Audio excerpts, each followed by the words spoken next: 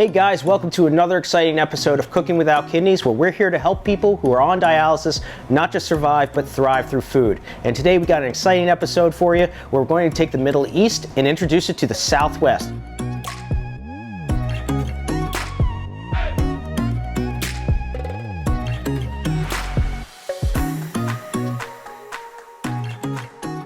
So our first dish that we're going to make today is going to do an eggplant baba ganoush, and we're actually going to use some tortillas to dip into it. Okay, we're just going to toast these off. So we're going to start by making our baba ganoush. I got one raw eggplant over here, and first thing we do with it is we want to stab it, because baba ganoush is actually a roasted eggplant dish. We want to stab it all the way around so that way it can vent, it doesn't split, and it actually will smooth out the flavor and take out the bitters. I don't know how many times have you had eggplant and it's been super bitter.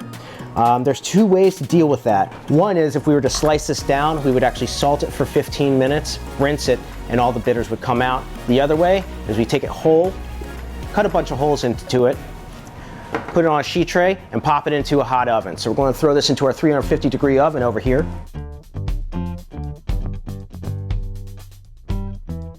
And then we're going to move right into our garlic, because I love roasted garlic. It gives a nice smooth flavor. It's nice and sweet, okay? And we don't want any bitter in this dish at all.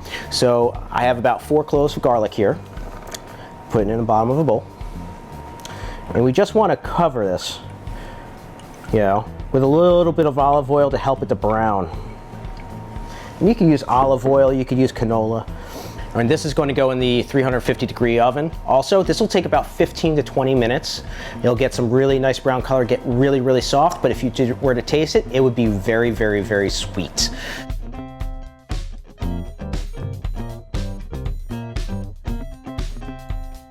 Let's go and check our garlic and see where that's at, shall we? Oh, look at that. That's gorgeous. You could smell like the fragrance of the garlic just being roasted through, and you can see how it's nice and golden brown.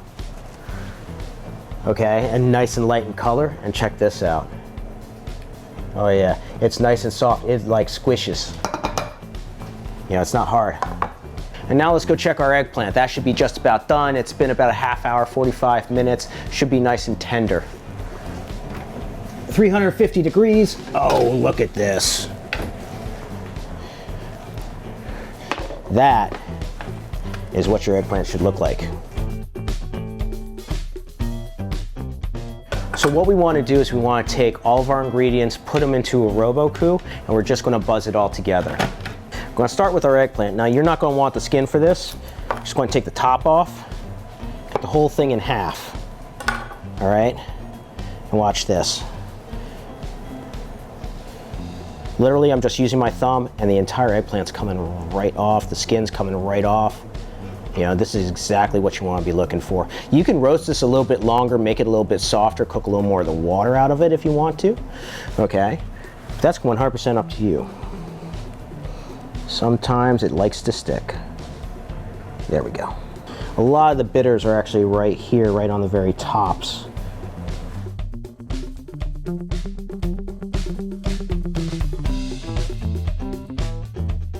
All right, now we're going to add our roasted garlic. I personally like adding oil and everything.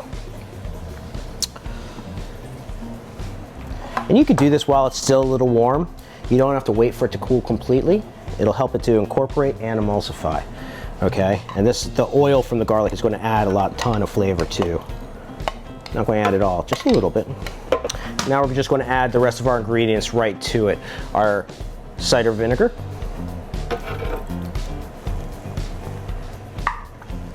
A little lemon zest. Remember, lemons are high in potassium, so we want to go light with it and just use the zest of the lemon. A little tahini. Tahini is actually a sesame paste, okay? Sesame seeds, nice high in protein, and really help out. And you'll hear me talk a lot about high protein, and what does that mean? So when you're on dialysis, one of the things that happens is that the machine will actually filter the protein out of your body. So you have to maintain a high protein diet while on the machine. This is just a little cumin I'm adding to it. And of course, a little Bragg's liquid amino for salt. You don't need a lot, a couple dashes.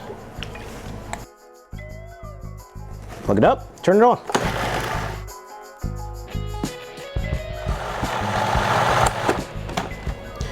Gotta taste it.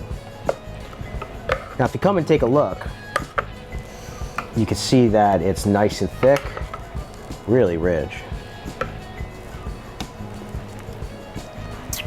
You get that nice little acid from the cider vinegar.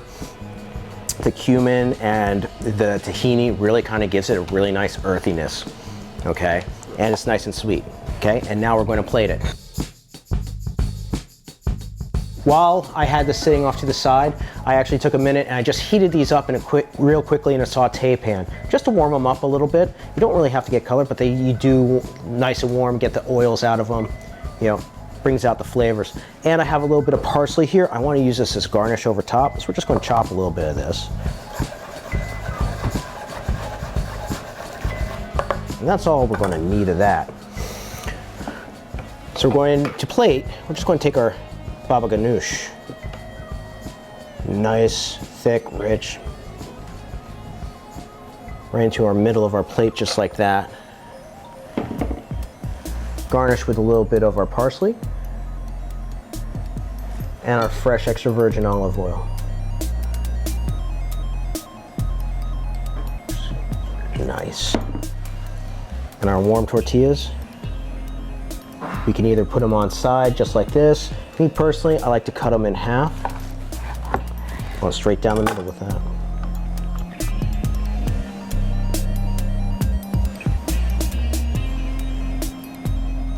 There you go, guys.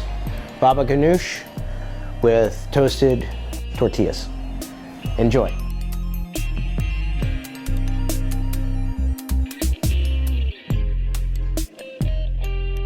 So to continue our move into the South Tex-Mex West, we are actually going to be making a chimichurri, which is a combination of jalapenos, pepper flakes, cilantro, onions, and garlic pureed down together. And then we're going to marinate our beef tips in it. And we're going to serve that with a cauliflower potato mash. Potatoes, to potato or not to potato? That's a potassium question. Potatoes are very, very high in potassium, as well as a lot of other root vegetables are. So what you want to do, if you want to be able to have potatoes, first off, they have to be cooked separate. But second off, you actually want to soak them overnight, diced, okay? Changing the water every couple of hours at first, just to make sure to leach as much of the potassium out as possible. So that way you can do things like if you want to make a potato hash for breakfast, or do what we're doing today, which we're making a cauliflower and potato mash, okay? So we're going to start off with the cauliflower and potato mash because that's got to cook the longest. Cleaning cauliflower, pretty simple to do. Cut it in half, quarter it, and then we're just going to use our knife, take the stem out. Okay, and that's ready to go into our pot. We're going to put it into a pot with our chicken stock, okay, and our potatoes we're going to cook separate in its own pot. Okay, so we have our potatoes that are diced, ready to go, been soaking overnight, and we're going to put these on the back stove top to cook through.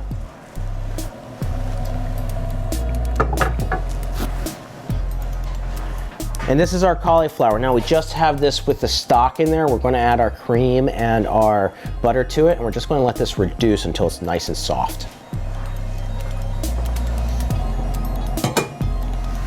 While that's cooking, we're going to get into our chimichurri. Okay, now as I said, we got roasted jalapenos. I did these stovetop. Now remember in the very first time I saw you guys, I actually took these, did them directly over the gas flame, you know, put them into ice water, let them cool down, and then we skinned them, and now all we got to do left is to seed them. So we're taking our jalapenos, cutting them in half, okay? And just using our knife, because, you know, they're nice and soft, nice and roasted. Cut down the sides. We're taking out the seeds. Now, if you wanted to, you could leave the seeds in. That would definitely add more heat to it. I like the flavor of the jalapeno to really come through, and that comes through the flesh. Most of the capsaicin, when you're talking about hot peppers, actually does come from the seeds, does come from the white. That's that heat, that's that bitterness. And the whole idea is to keep it nice, mellow, have the flavor, and not too spicy. All right. So we're going over to our blender, putting our jalapeno right in here with our diced onion.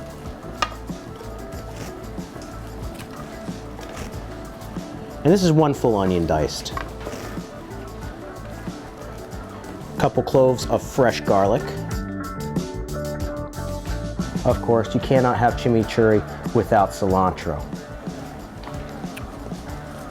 I'm going to save a little bit of this for garnish. Now, as we start to puree it, we're going to actually add our cider vinegar to it, and then our fresh olive oil. A little bit of the Bragg's liquid amino, because this is where our salt is.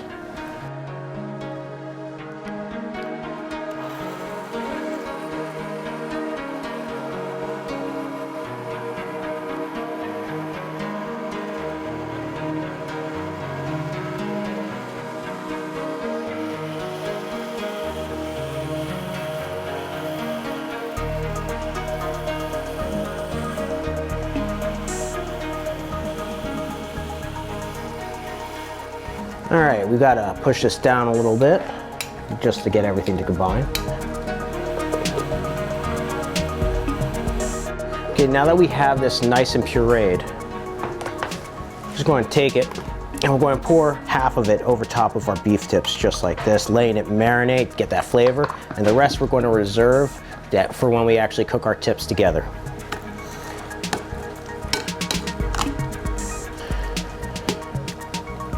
We're gonna let that sit, and you could smell the garlic, the fresh cilantro, the acid from the vinegar in this. Now we're going to take this over, let this sit for about 15 minutes, and then cook it through.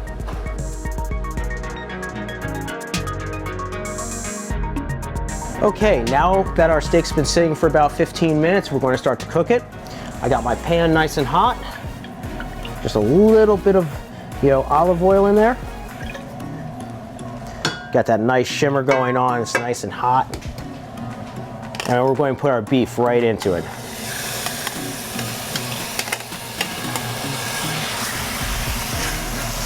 I'm going to let this brown, I'm going to let this cook. Now normally, we could saute off all the onions, the garlic ahead of time and then add it in, or we could have sauteed off the onions and garlic and then added our beef to it.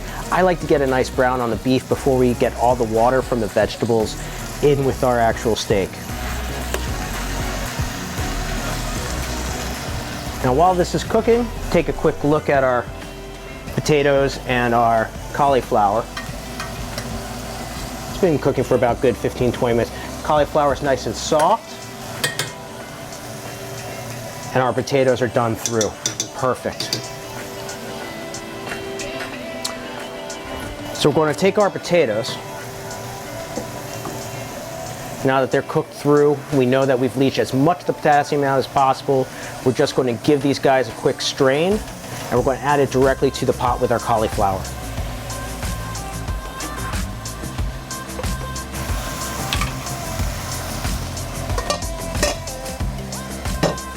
We're going to let that cauliflower continue to cook with our vegetable stock, so that way we get that flavor into it.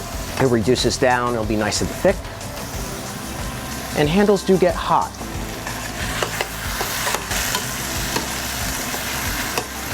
As this waters out, it's actually creating its own sauce. Okay, we're just going to add a little bit more chimichurri to it at the end, just to get all the flavors together.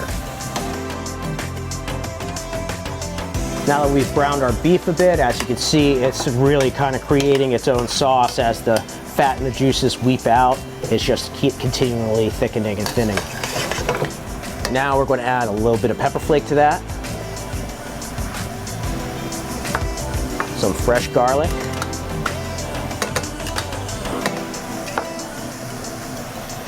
Our onions and our peppers. I'm going to give that a few minutes to cook. But more importantly, now that we know that this is all browned out, that the beef is starting to cook through, that the onions and all the flavors, we got to put something in there to bring out all the taste.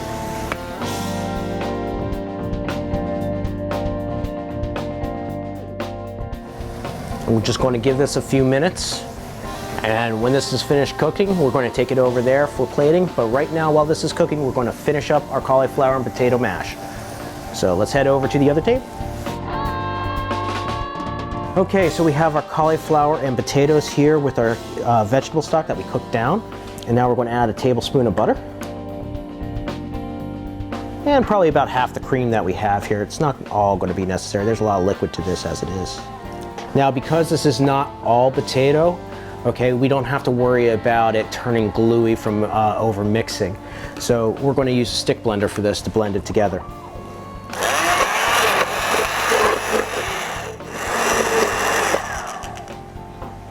There we go. Came out a little thin. That's fine for what we're doing. Give it a nice little taste. It's got really good flavor. Very, very, very mellow. And now we're going to bring over our beef. This is 100% completely cooked. The onions, the peppers are all nice and soft. And now we're going to plate. So personally for this, I like using the bowl.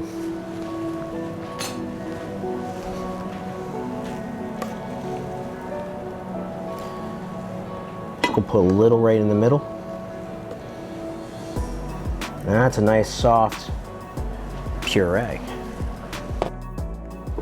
Now we're just going to take a little bit of our beef, peppers and onions, right over top, just like that. Just a little bit of our chimichurri, just to freshen it up. And not a lot. You don't need a lot because this has very strong flavors. When you cook it, it mellows out.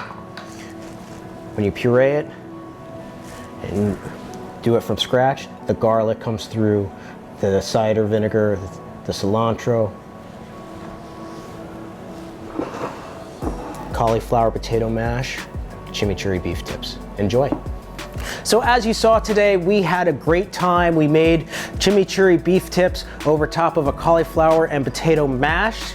And we also had, at the very beginning, an eggplant baba ganoush. It's how I took the Middle East and had introduced it to the Southwest. Join us next time where we're looking at Little Italy. And we're going to do a little bit of Italian food in a very, very kidney-friendly, dialysis-friendly, safe way. Thank you all so much for being here. Catch you next time. Have a great day.